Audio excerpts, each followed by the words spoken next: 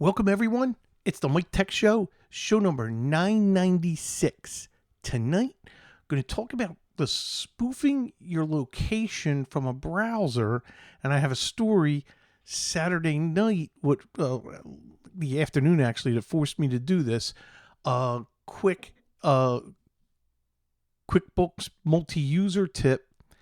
Today, a frustrating but successful enabling email encryption with Microsoft Business 365 in the admin. That was just what a mess. I'm going to go over what I had to do. Some email from listeners. One, a Windows restore point problem, and then the John Dubinsky tip of the week is an iPhone security tip. So let's start with why did I need a spoofing program for my browser that I'm going to show. So Saturday, I wanted to watch a couple groups from the Hurricane Festival in Germany because I knew they stream it, and it was by T-Mobile. And I'm like, oh, cool. So, and I've been to this festival in 2017 with my middle son, Ryan. And Germany is where this is being played in Schesel, which is like an hour and a half north of Hamburg. Germany's 6 hours ahead. So I really wanted to watch the headliner, 21 Pilots, and I turned in a little early, and it's a good thing I did, and they were streaming Papa Roach, and I was like, oh, okay, cool. So I started watching a couple minutes of this, and then it shut down on the browser, and I got the message. I received this message: this content is not available at my location, only countries in the EU. So I began my search for the easiest way to spoof my location without impacting everybody in the house by doing something at the router or getting a VPN. I didn't want to spend any money, and I wanted to do this free. And I tried a couple extensions that supposedly spoofed your location until I came across the add-in spoof geolocation extension, and I used Chrome. And what I'm going to do is now show you from my test system, but I didn't install this yet. And I realized I don't think I can activate it where I'm at right now because it'll say I'm in Germany, and I don't want to do that. But these two links will be in the show notes. And this is the link for Chrome, and then I'm going to have a link for Firefox, where you can just go right to this link, download, install it. Now, what I'm going to do is let's show you this, and I got to be careful. So the first thing is when you have it, you can click where it's on, but I'm afraid to do this right now because it'll flip to the last place I put, which is Germany.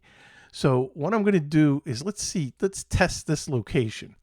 And as you see, what it's coming up with is right now, it thinks I'm in the United States. And, it's funny.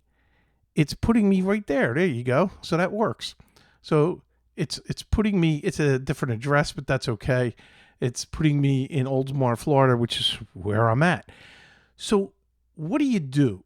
How do you work this? So what you first have to do is when you right click this, you can where is it? You can set your geolocation from a map or validate.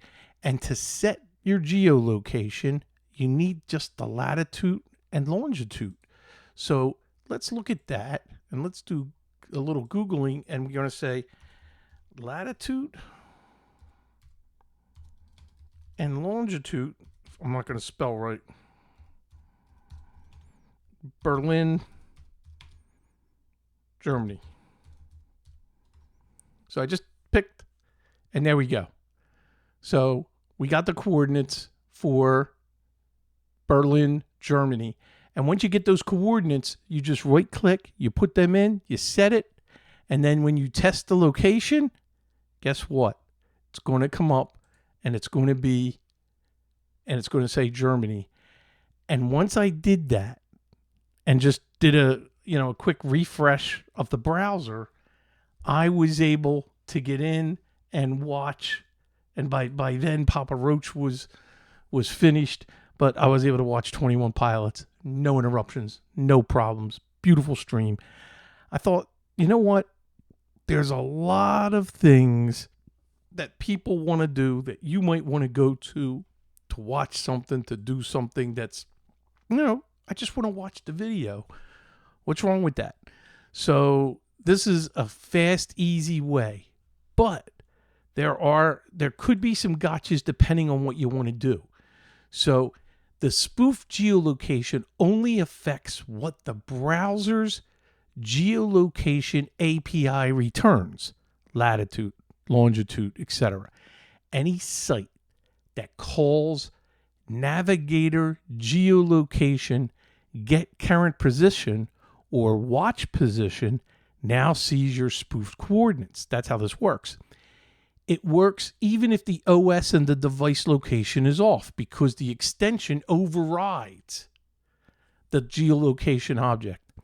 So what it does not change is many sites still look at other signals. So depending on what you're doing, your IP address country, unless your VPN is active and working, browser language, local headers, often, EN-US, account, county, and, account country and billing profile, Google, Microsoft streaming services. So there's other things that it can look at. So depending on what you want to do, where you're trying to go, you may not be 100% successful with this. So I just wanted to show you because it was so easy. It's a free extension that you could just turn on and off for when you need it. And that's why I just put it on Chrome, because I'll tell you, normally I would put something like that on Firefox. But Firefox, and I get every new version the minute it comes out. I love Firefox, but I'll tell you, I've been using Chrome almost 100% of the time lately. Firefox just continuously crashes. It crashes all the time. And I've done a whole reinstall. So I've had it with Firefox. And that's a shame. I used to really like that browser. So now I'm using Chrome. Okay. Set a QuickBook multi-user tip. So I get an email. And it might have been Monday morning too, which was great because I just got hit Monday morning really good with a lot of things.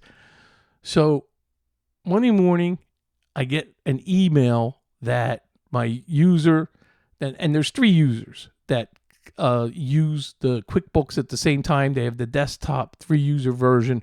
We have a peer server, and nobody could get into multi-user mode. Only one person at a time. And so that means here's what you have to do.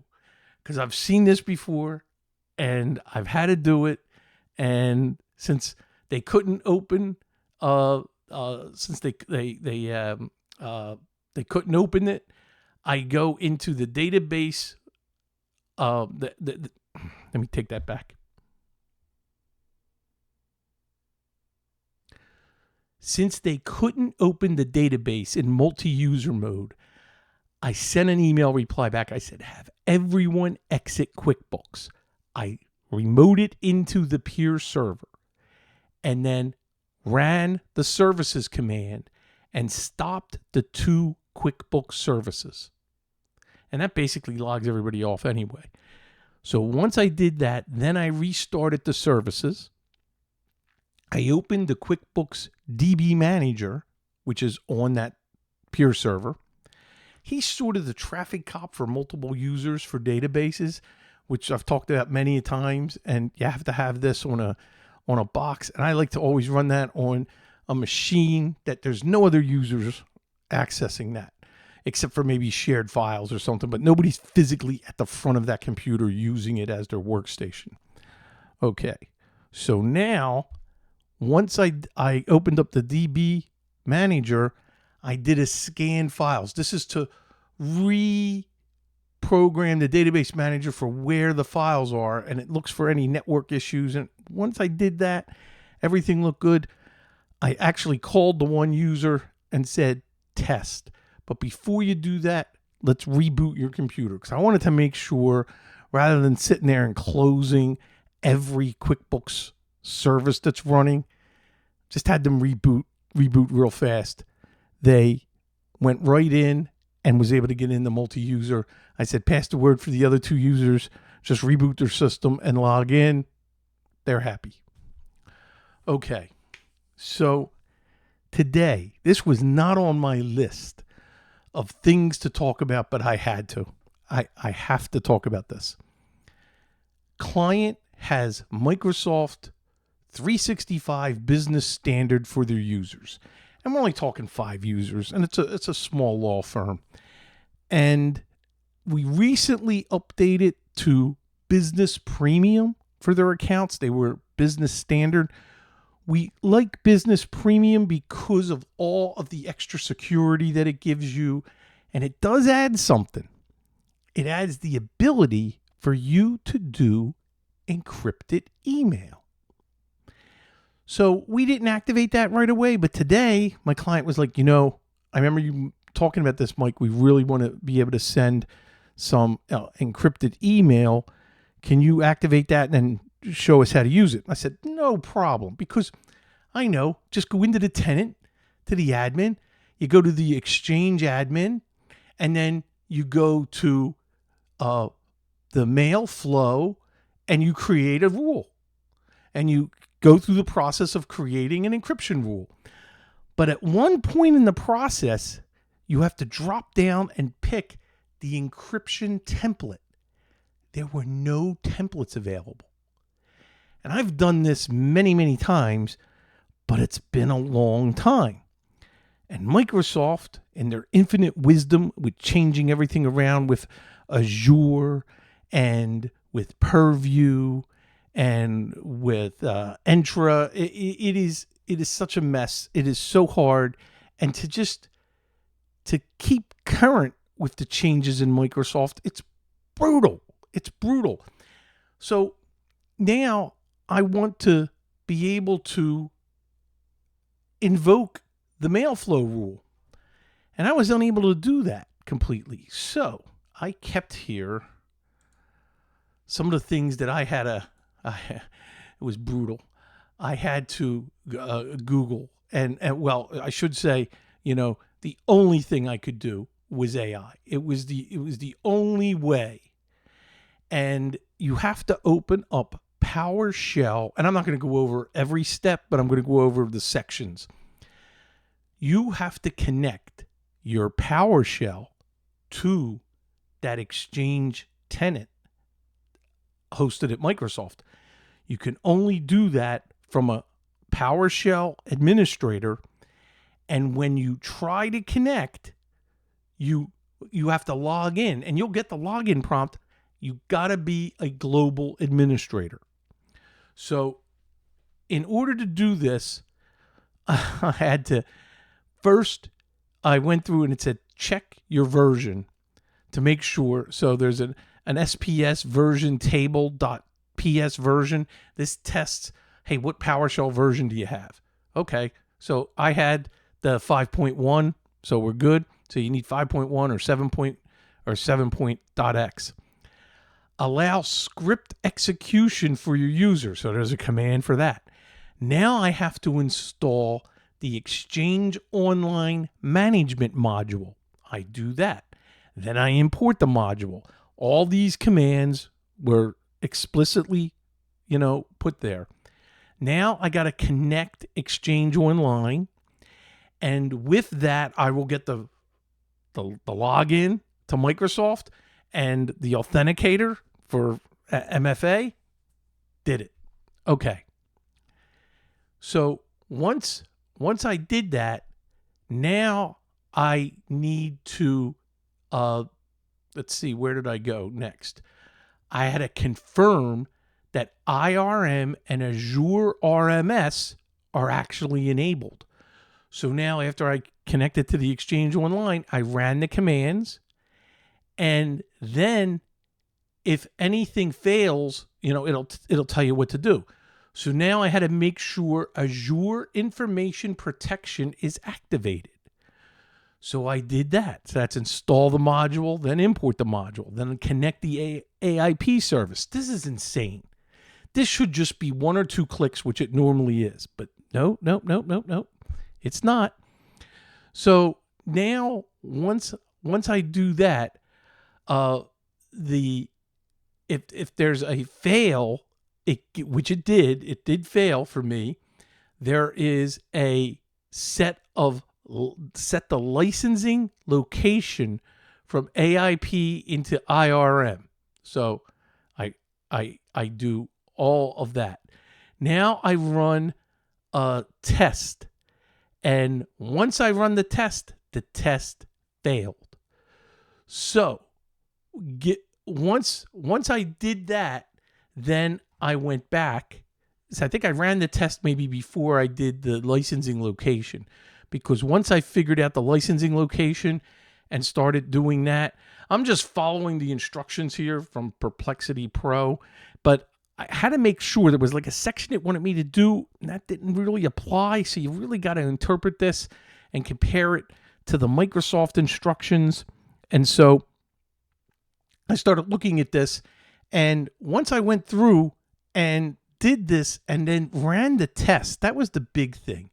To rerun the test, and the test is to send and actually test sending an encrypted message. Now, it doesn't really go out. It just pretends to go out. So you have to put a sender and a recipient. And I did that, and it passed. And once it passed, now I could go in and set the rule. Now, here's what I do for rules. I pick the Office 365 encryption, then any subject line, anything that's contained in the subject, to then do the following as you're filling out this rule. And you get to add words. Now, the 2 words that I add are a square bracket with the word encrypt with a capital E, and then I do add another word with a lowercase e. I want to make it where they got to go out of their way and they can type on the subject line, the first line, the word encrypt. Then to activate, you pick the encryption, encrypt the message to do that, and that option's there. Now you got to apply the template. And this is where I had to go through all that stuff with PowerShell in order to get the encryption template, which is now there at the drop down. So it made it available right away for me. This is just brutal to have to go through this. And I just wanted to make sure that you knew what you have to do in order to potentially, set up something or do something complicated. I've had to do PowerShell rules like this one time for an email migration. Being the global admin was not enough when I was using BitTitan, and I had to run some advanced commands. But you can do this as long as you're a global administrator, but you got to be very careful because you could really mess up the tenant. Now, I was thinking about this, and some of my past clients where I've set them up where they were the Microsoft E3 or E5 for compliance, I think the tenant was automatically set up for that advanced security and encryption. And I didn't have to go through that. All I was able to do was just build the rule, boop, boop, boop, all done. But not this time. And at least I was able to get it done. And I wanted to, I guess, share that, hey, there is a complicated method. You can follow it. It does work. And you just got to be very, very careful. with what you're doing to enable everything. So I had to share that because that was a good 3 hours today trying to figure that all out, and I got it running, and then called the client, had him test sending an encrypted message to me, and then I wanted him to see what a client would see. So I said, test this, sending it to your Gmail account that he has. So then open it up in Gmail so you can see, hey, there's an encrypted message from you, and now there's a link to click to view the message, and you get a one-time passcode. You have to click to get the code. The code will be sent to the email address that the encrypted email was sent to. You put the code in, and now you can read it. So I wanted to make sure that everybody understood how to do this. And if you think there's an easier way without going through PowerShell, because I tried to do that and those options just were not there, or what I was reading, it just, Microsoft, they're changing things at an alarming rate to try to stay with it. So anyway, let's move on to the following. Let's get to some emails to close out the show. So the first one is from Chris, and he's, I'm hoping you can help with a problem that I have with restoring a laptop to a previously saved restore point. I've tried doing this a few times, and each time it starts the process, reboots, and when Windows starts, it tells me that the restore failed and changes were undone. I've seen this in the distant past with my antivirus program interfered with the restore. I'm using Malwarebytes Pro, and I suspect that this may be interfering with the restore. Before starting the restore, I disabled all Malwarebytes protections and make sure that it doesn't start up with Windows, which is what you would want to do.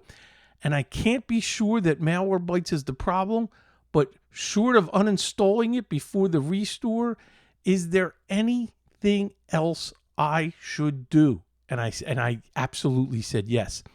Have you done restores on your or customer machines? And if they were successful, what procedure did you do? I did exactly what you were doing. And here's what he did. He couldn't test what I told him to do. And I'll tell you that in a second. And since restores fails for me, I have to restore drive C from an image backup. I make a backup every week or so, so it's not too painful, but I'd rather do the system restore. I agree, Chris. I told him, try it in safe mode. Invoke the restore point while you're in safe mode. And so I sent him the instructions to make sure you get into safe mode. And that's easy. You can go to msconfig and then, put that you want to boot in safe mode. There's lots of things you can do. There's key combinations, to boot up in safe mode. But run it from safe mode, and that's what I want him to try because that worked for me once. And he's going to try that again if he ever runs into it because he did the restore. So I thought that was a good email. Chris, thank you very much. Now, to close with the John Dubinsky tip of the week. Hi, Mike. Hope you are well. This is another security tip that I think you should add to your security recommendations list. This is in reference to those of us that carry an iPhone. If you misplace, lose, or have your iPhone stolen, and it is in the hands of someone that has no intentions of returning it, one of the first things they will do is swipe down and access the control center. This is because by default, iOS, as of iOS 26, allows control center access from the lock screen. A thief can swipe down and immediately turn on airplane mode, which disables cellular, Wi-Fi, and Bluetooth, making it much harder to track the phone via Find My in the critical first minutes. The fix for this is simple. Go to Settings, Face ID and passcode, allow access when locked, and toggle off control center. And everything else you do not want to allow access to without unlocking your phone. And just go down and turn them off. This is something that I've done. I am not sure if this is common knowledge, and I am new to this, but I think this is high on the security recommendations list for iPhones. Yes. Now, is there something equivalent in the Android world? I'm throwing that out there. If you use an Android and you have something that can help if your phone is stolen or anything, things you should turn off or disable. And he continues, hope you can use this in your day-to-day and on the show. Let me know if you have any other questions. All the best, John. John, thank you so much for all your tips. And we got one more tip left from the group of tips that you sent me. And speaking of that, next week, unsure if there's going to be a show on Thursday because, and right now this is June 25th as I record this, only because I could be traveling to South Florida to help a client. So not sure. And it'll be a great story because the client has 2 studios that I'm helping them with their sound as they broadcast different things that they have to during the day. And they are a listener of this show. And because of my audio quality and everything that I do for the audio, I could be helping them. I may have to do this on site. So if I'm going to be away and traveling like that, and I'm going to be down in the Fort Lauderdale area, then I don't think I'm going to be able to do a show. So just putting that out there. Follow me on Facebook and Twitter or the main website, MikeTechShow.com. Remember, you can email me anytime, MikeTechShow@gmail.com. And we got the video at youtube.com/Michael Smith MTS. That's it. Thank you so much for downloading and staying subscribed. I really appreciate it. And remember, send me feedback, send me tips. Let's keep in touch, and I'll talk to you later. Bye-bye.